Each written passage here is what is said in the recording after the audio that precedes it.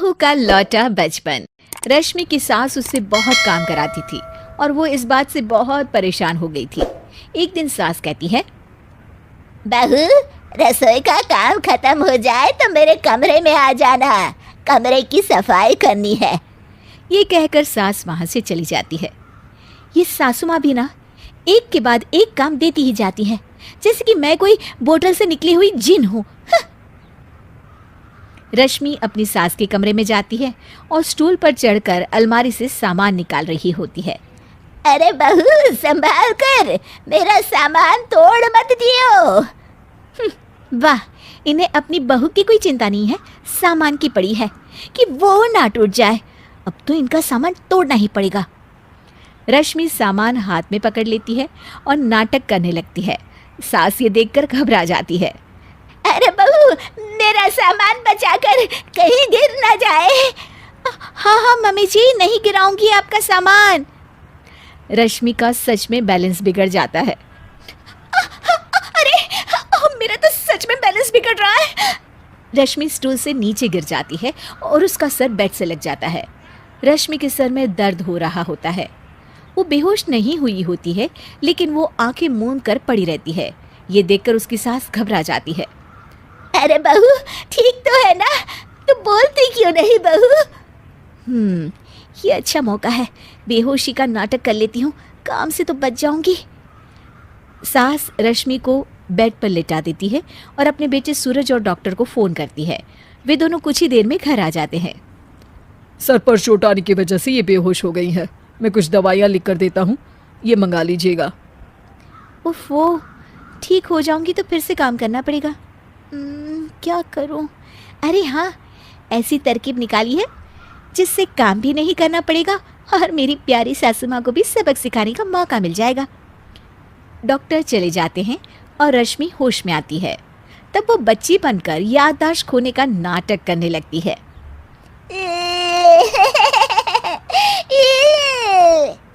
अरे बेटा, ये बच्चे के रोने की आवाज़ कहाँ से आ रही है? हाँ माँ, मैंने भी आवाज़ सुनी। फिर से रोने की आवाज़ आती है। अरे ये तो मेरे कमरे से आ रही है। वो दोनों कमरे में आते हैं तो रश्मि रो रही होती है और बच्चों की तरह हरकतें कर रही होती है। दोनों उसे देखकर हैरान रह जाते हैं। मेरे मम्मी जी पापा कहाँ है? मुझे आइसक्रीम खानी है। अरे सूरज, ये तो बच्चों की तरह बर्ताव कर रही है। हाँ माँ, लगता है चोट लगने से इसके दिमाग पर असर हुआ है। आप लोग कौन है? मुझे मम्मी के पास जाना है। अंकल अंकल, मुझे मम्मी के पास जाना है। अंकल? अरे रश्मि, मैं तुम्हारा पति हूँ, क्या तुम्हें याद नहीं है? पति क्या होता है अंकल? और ये बूढ़ी आंटी कौन है? बूढ़ी आंटी? बूढ़ी किसको बोला? बूढ़ी को बूढ़ी नहीं बोलूंगी तो क्या बोलूंगी? तुझे तो अभी बताती हूँ मैं। बूढ़ी आंटी, गंदी बूढ़ी आंटी, गंदी बूढ़ी आंटी। मैं कल ही डॉक्टर के पास लेकर जाता हूँ रश्मि को। अगले दिन सुबह रश्मि की सास सारा काम खुद करती है और ये देखकर रश्मि को बड़ा मज़ा आ रहा होता है।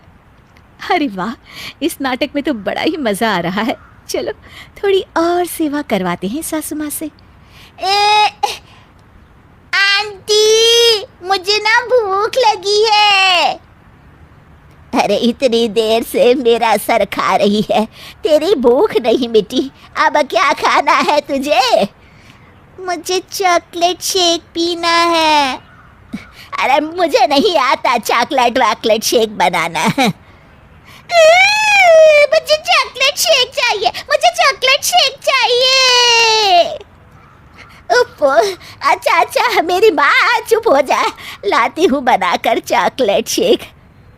रश्मि अपनी सास से खूब काम करा रही होती है और अपने नाटक का जमकर फायदा उठा रही होती है। रश्मि पूरे घर को बार बार गंदा कर देती है और उसकी सास बार बार सफाई कर रही होती है।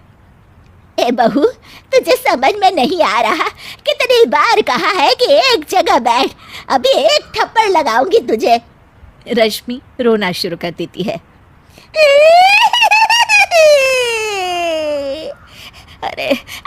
बाबा माफ कर दे, मत रो, तुझे जो करना है कर, पर रो मत मेरी माँ। रश्मि अपनी सास की नाक में दम कर देती है। कुछ देर बाद सूरज फिर से डॉक्टर को लेकर आते हैं और डॉक्टर पूरी तरह रश्मि की जांच करता है। मुझे लगता है कि इनको हॉस्पिटल में ले जाकर स्कैन करना होगा, तभी कुछ पता चल पाएगा। बाप रे, मर गई। ये तो हॉस्पिटल ले जाने की बात करने लगे हैं। नहीं नहीं, मुझे हॉस्पिटल नहीं जाना।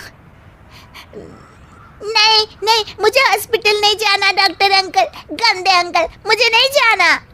डॉक्टर तभी एक इंजेक्शन निकालते हैं और रश्मि को लगाने जा रहे होते हैं। नहीं नहीं, मुझे इंजेक्शन मत लगाइए डॉक्टर, मुझे इंजेक्शन से बहुत डर लगता है। मैं तो नाटक कर रही थी, मैं बिल्कुल ठीक हूँ।